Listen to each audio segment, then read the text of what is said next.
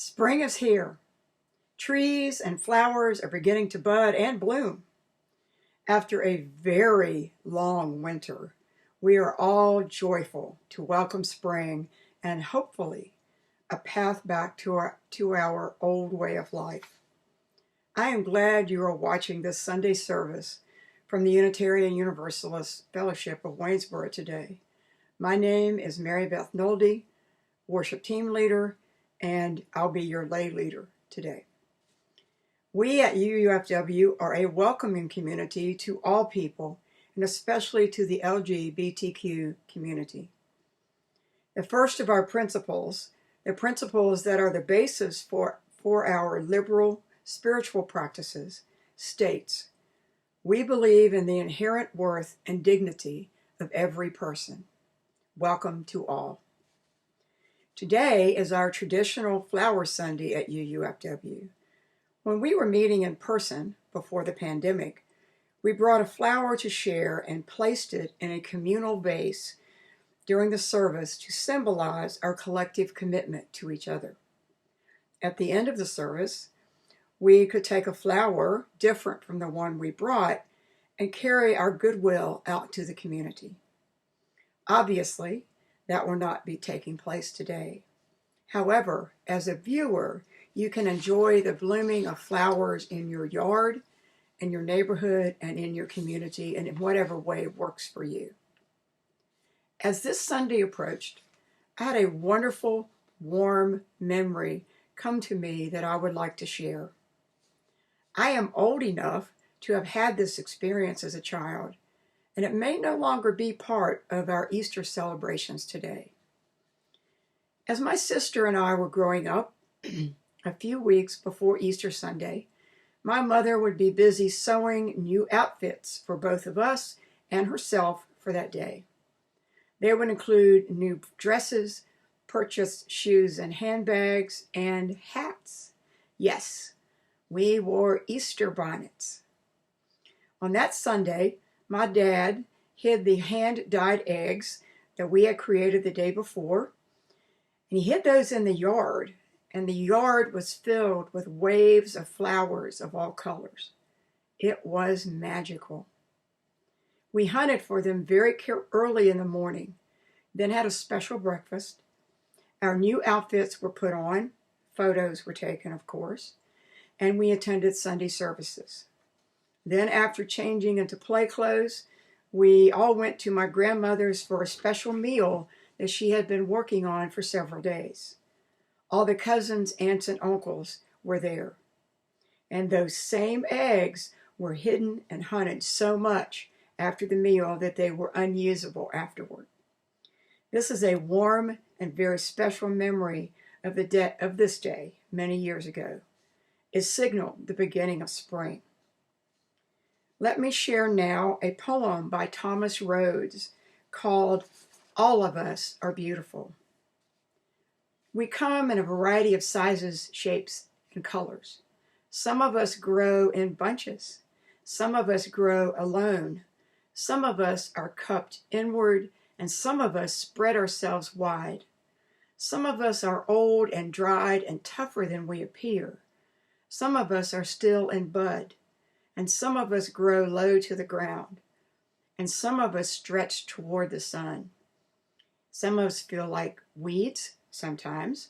Some of us carry seeds sometimes. Some of us are prickly sometimes. Some of us smell, and all of us are beautiful. What a bouquet of people we are. And now we will light our chalice with these words by Amy Carol Webb. The title is Sacred Unknowing. We light this flame for the art of sacred unknowing. Humbled by all that we cannot fathom in this time, we come into the presence of what we do know. Perhaps the only thing we can ever know, that love is now and forever the only answer to everything and everyone in every moment.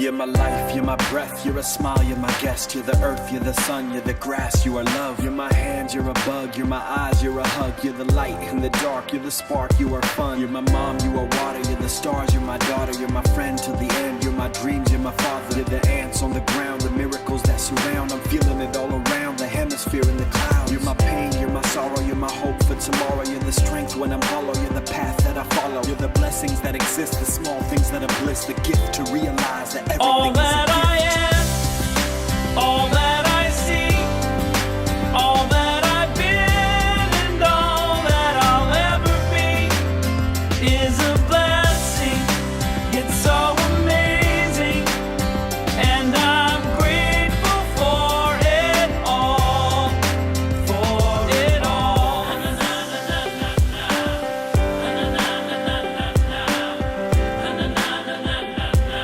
Grateful for it all. You're the blessings every time I try to count. You're the lessons that I learn every time I turn around. You're the water when I'm burned every time I think I found everything I'm looking for. You're the sign saying stop to take a bow and keep moving forward and start looking towards your heart. It'll open all the doors and only then you'll start to hear the world singing chorus with your mind and heart aligned in purpose. Everything All will feel that I gorgeous. am, all that I see, all that I've been, and all that I'll ever be is a blessing. It's so amazing, and I'm grateful for it all, for it all. Every day I sit and pray cause what I have is more than I deserve or could ever imagine. How do I give back to all of this magic and spread the love so everybody can have it? Doesn't matter if I'm rich or poor, if I got a family or if I'm all alone. Bad things happen, I can just complain and moan. But there's a million things that I can be grateful for. So I lift up my hands now, and I open my heart, and my gratitude goes out to everything near and far. All that I am, Everything I am and everything I see, everything I hope and everything I dream, everything I feel and everything I be.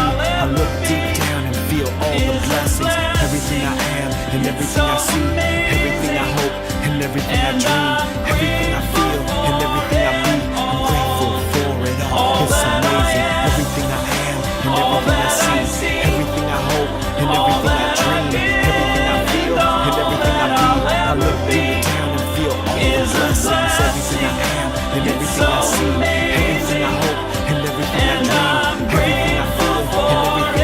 I'm grateful for it all. It's amazing.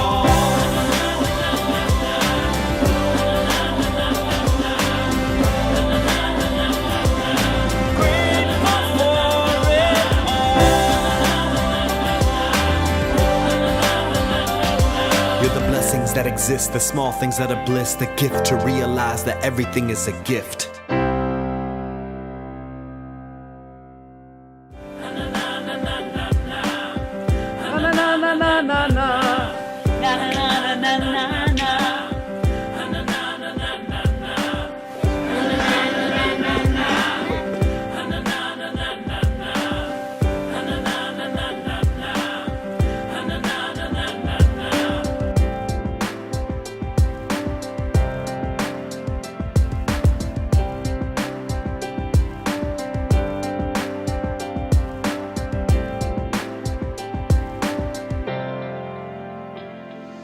Wait, one more. This is for y'all. all that I am. All that I've been. It's a blessing. It's so amazing. I am grateful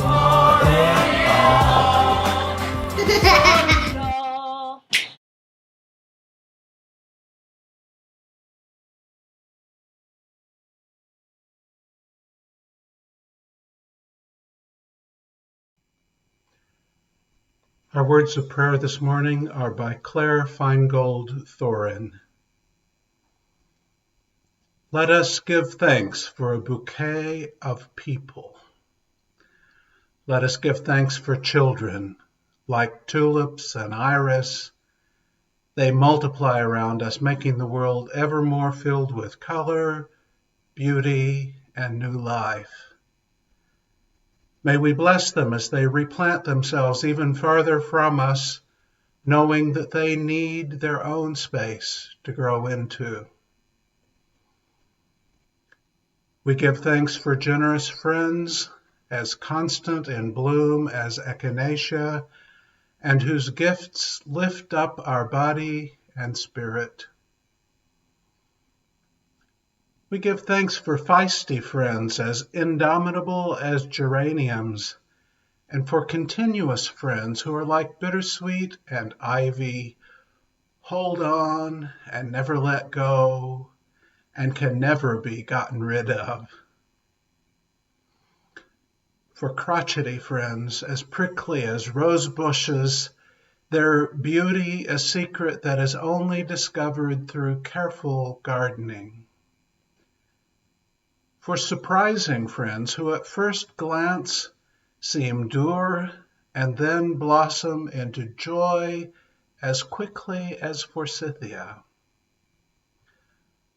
For funny friends, silly as snapdragons, and serious friends, complex as chrysanthemums.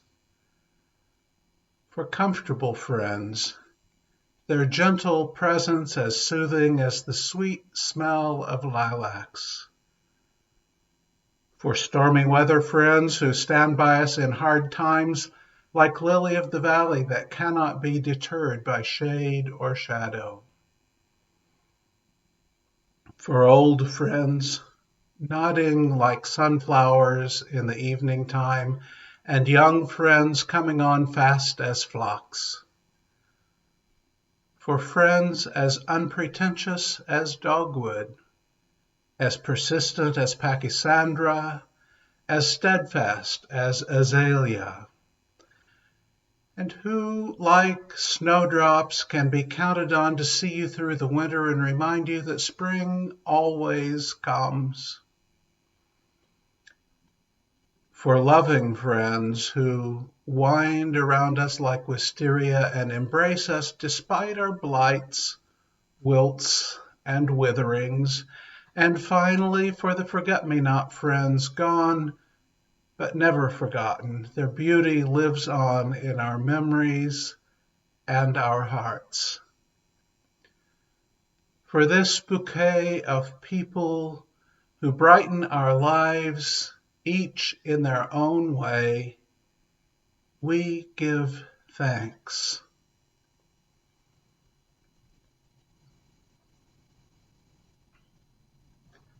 Let us now hold the unspoken joys and sorrows of this congregation quietly together in our hearts.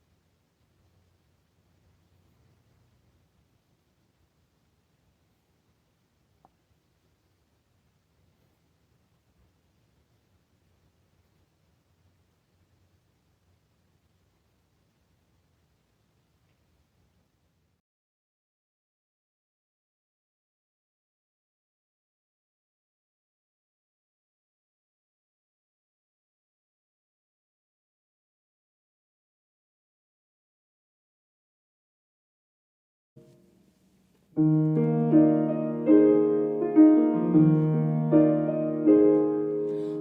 all that is our life, we sing our thanks and praise. For all life is a gift which we are called to use to build the common good and make our own days glad.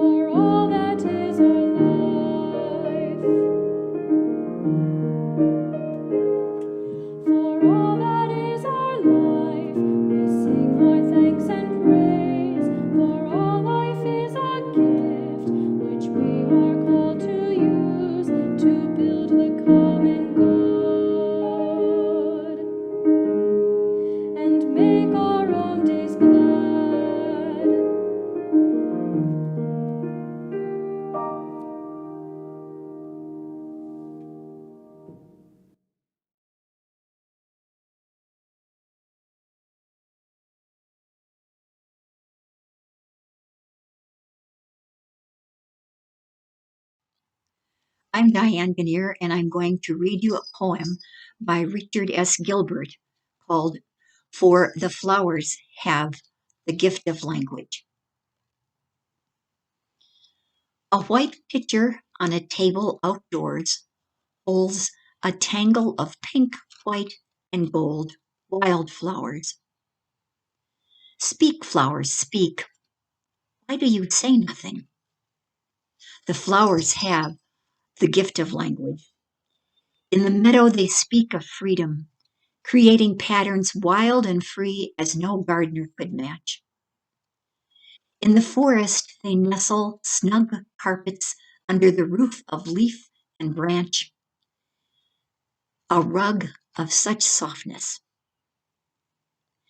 At the tip end of branches, they cling briefly before bursting into fruit sweet to taste.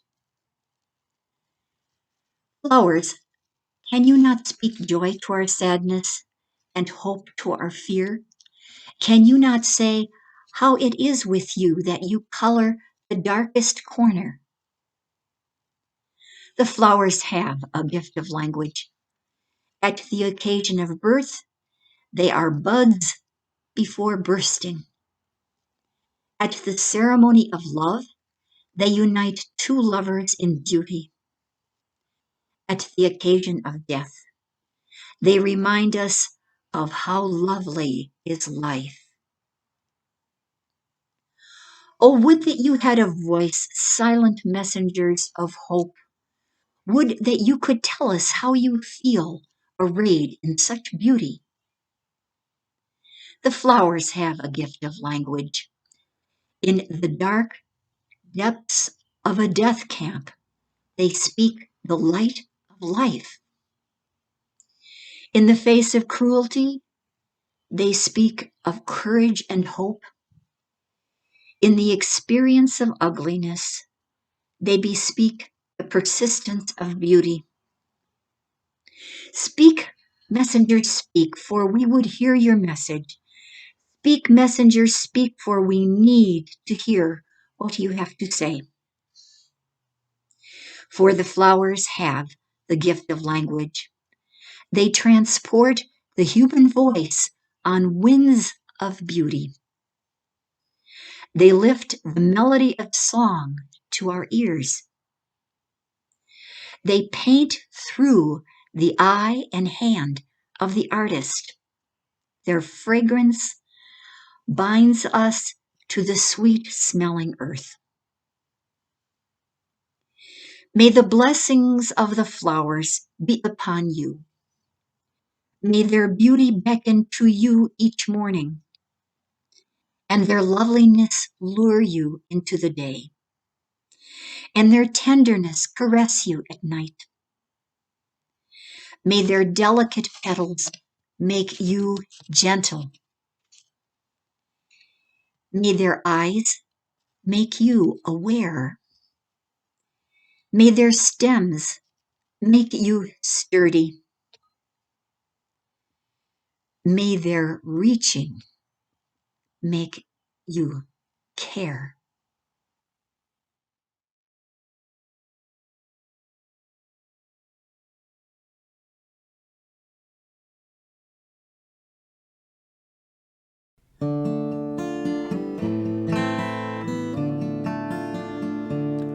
My blood doth rise in the roots of yon oak. Her sap doth run in my veins. Boundless my soul, like the open sky, where the stars forever have lain. Where the stars, where the stars, where the stars forever have lain. My hands hold the weavings of time without end. My sight as deep as the sea. Beating my heart sounds the measures of old, that of love's eternity. That of love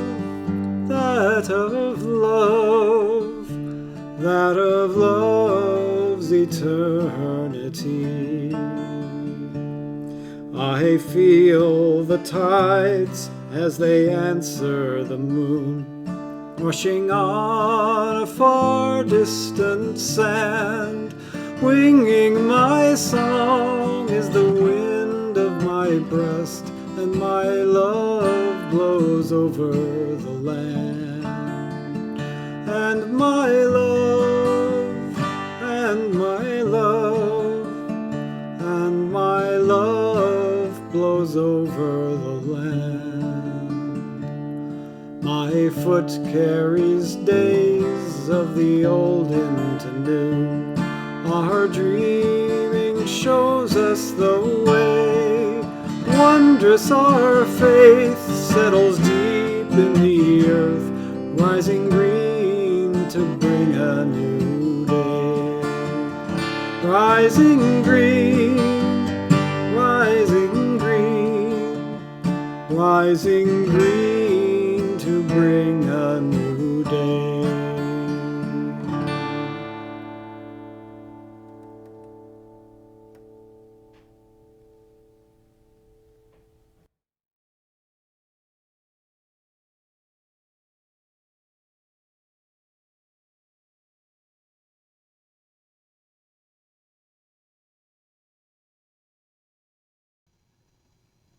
People in many traditions of the earth and through time have turned to floral images for inspiration. Flowers serve as metaphor and as symbol to many.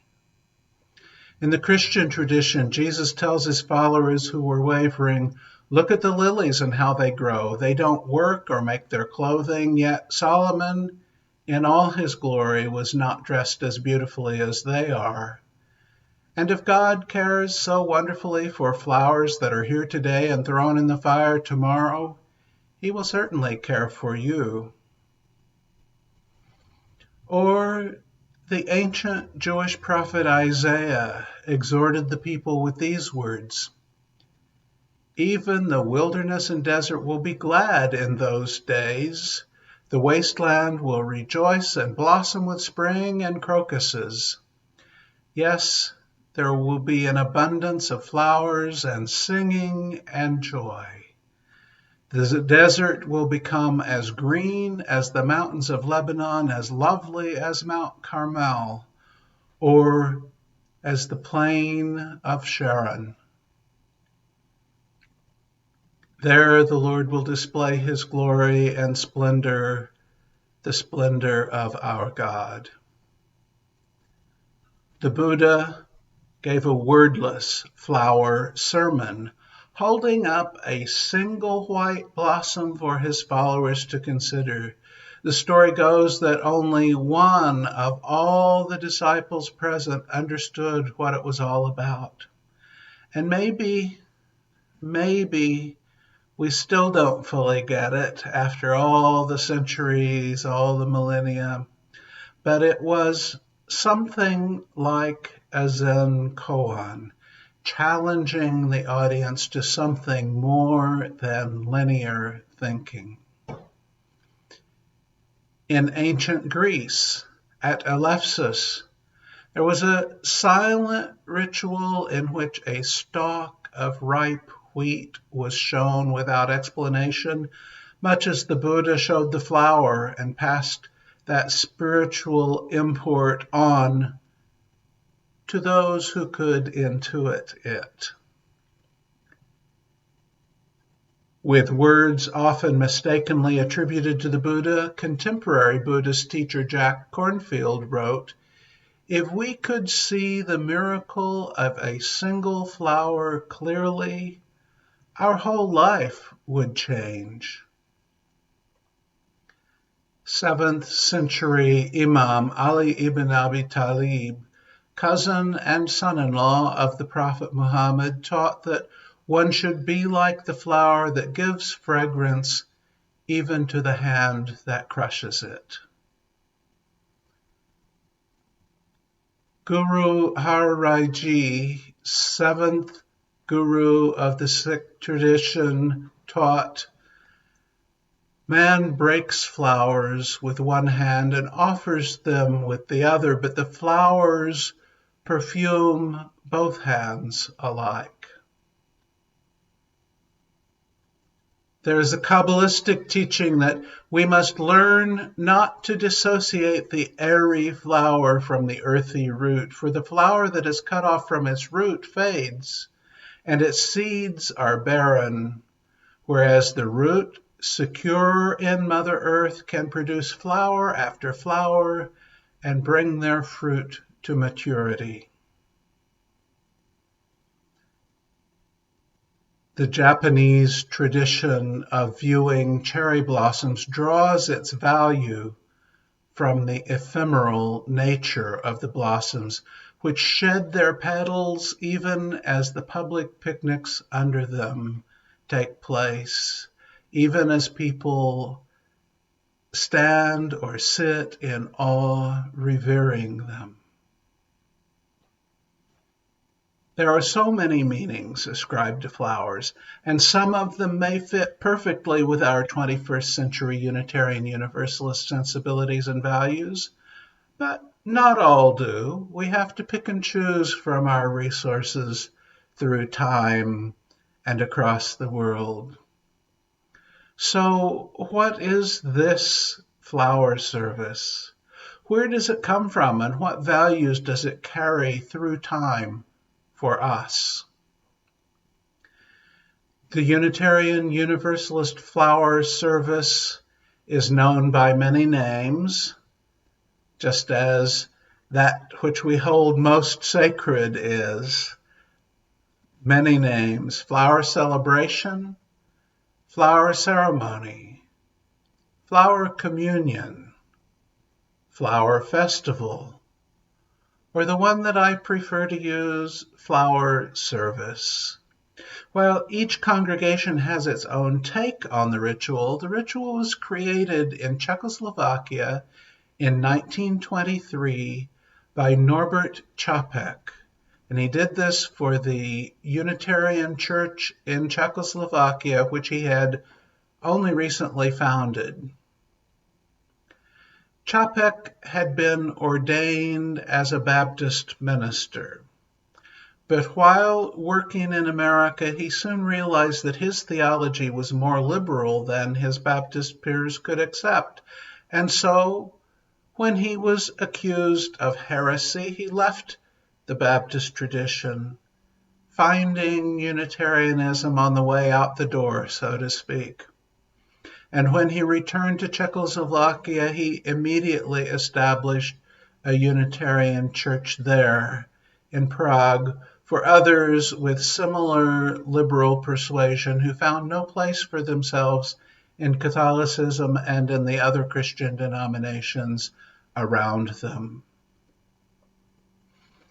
The people who came to this new church were mostly people who had experienced some kind of harm, repression, invalidation within the Roman Catholicism of their upbringing. They wanted to find some kind of spirituality that was not the thing that they had just left, some symbolic ritual to adopt as theirs, something they would all have in common. Bread and wine communion did not speak to them, and so Čapek created the special service with many of the same elements Unitarian Universalists observe today, putting flowers in a common vase, some kind of consecration or blessing or recognition of the importance and meaning of this ritual, and taking a flower with you when you left the service. Čapek's original service took place in June when the Czech countryside had abundant flowers.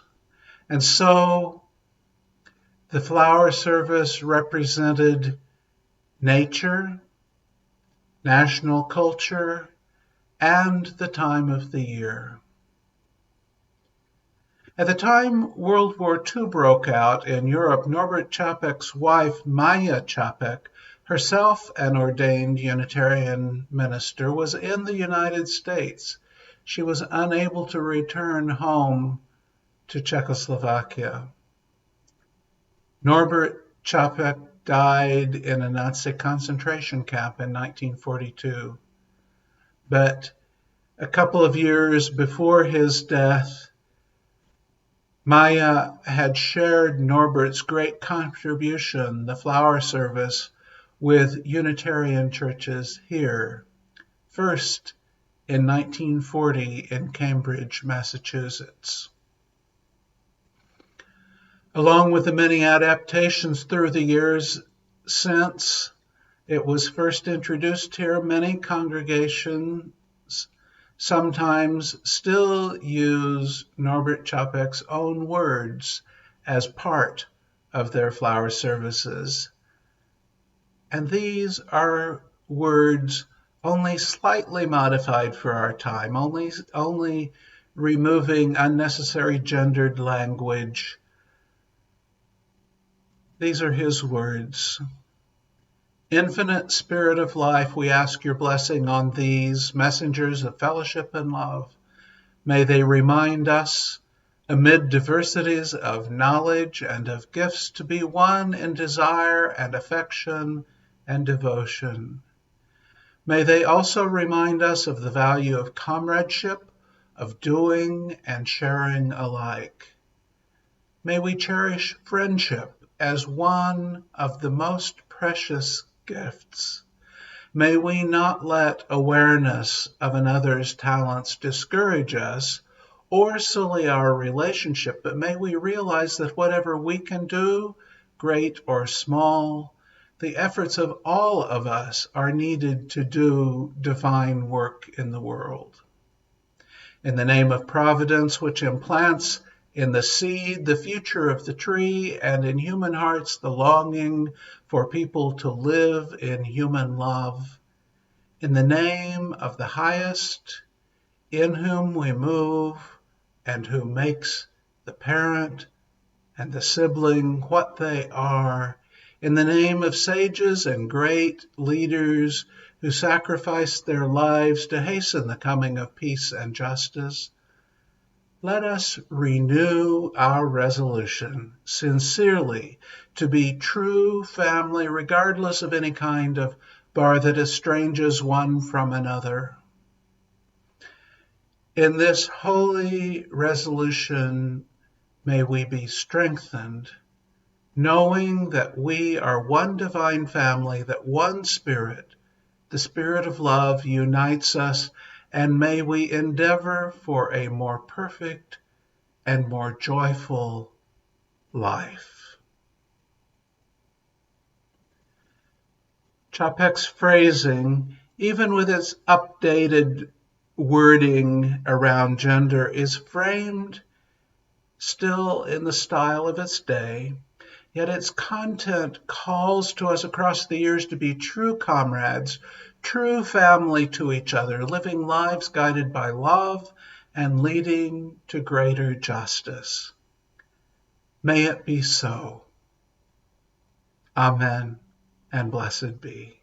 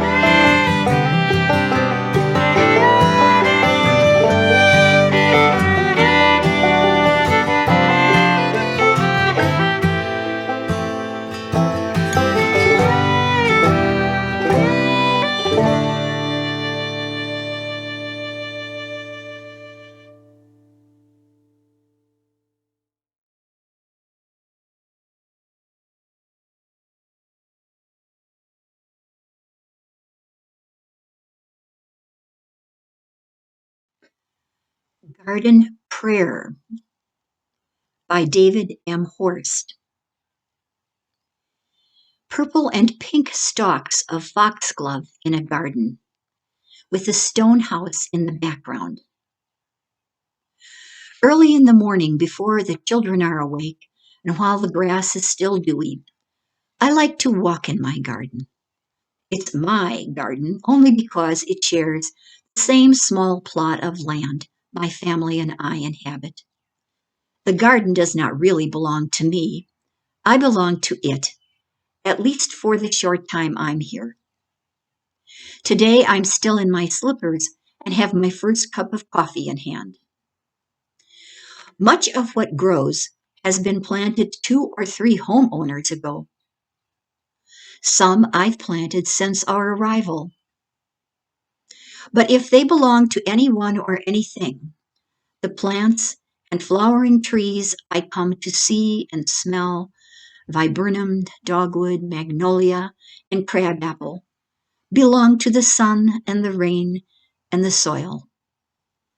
These living things are a beauty not of my making, though surely made of my desire. At the moment, the rose bushes are in full burst of red and perfume. The hydrangeas are sure to open their moppy heads as soon as the sun falls on them. The weedy-looking globe thistles are turning lovely blue and spiky. The foxglove, however, rules the garden. Its central stalk is 5 feet high and heavy with pink, scoop-shaped blossoms with charming freckles inside. I am awed by the abundance. I'd intended to walk the garden simply to observe and wonder. But there's a weed that must be pulled, a stray stem that needs to be pruned, a blossom drooping and fading that should be snipped. So I set down my coffee cup on the back porch, grab a small pail, and go to work. I end up with muddy hands, wet slippers, and a pail full of weeds and trimmings. Why can't I simply observe and wonder?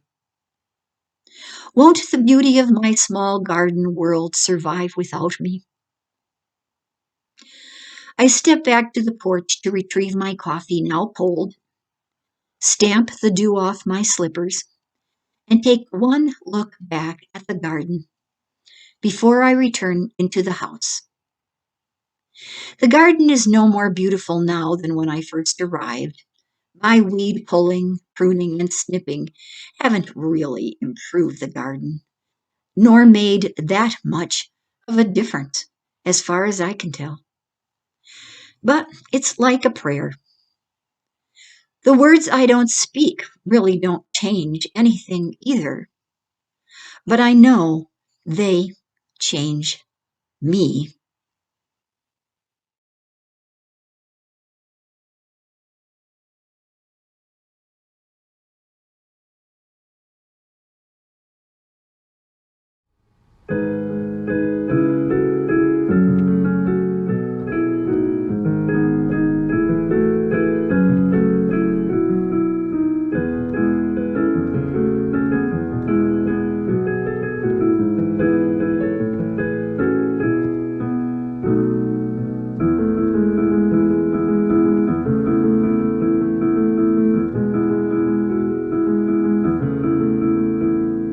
Though below me I feel no motion, standing on these mountains and plains, far away from the rolling ocean, still my dry land heart can say, I've been sailing all my life now, never harbor a port have I known, the wide universe is the ocean I travel, and the earth is my blue boat home.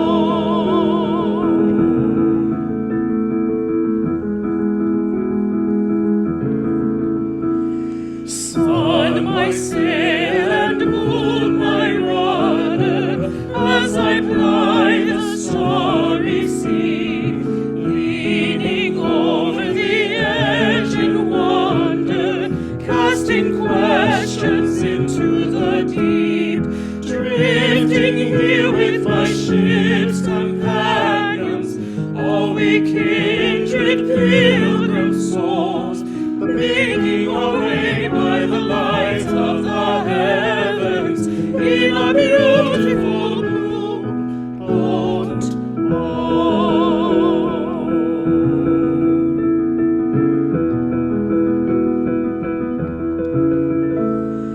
I give thanks to the waves upholding me, hail the great winds urging me on, greet the infinite sea before me, sing the sky my sailor's song. I was born upon the fathoms, never harbor or port have I known. The wide universe is the ocean I travel, and the earth is my blue boat home.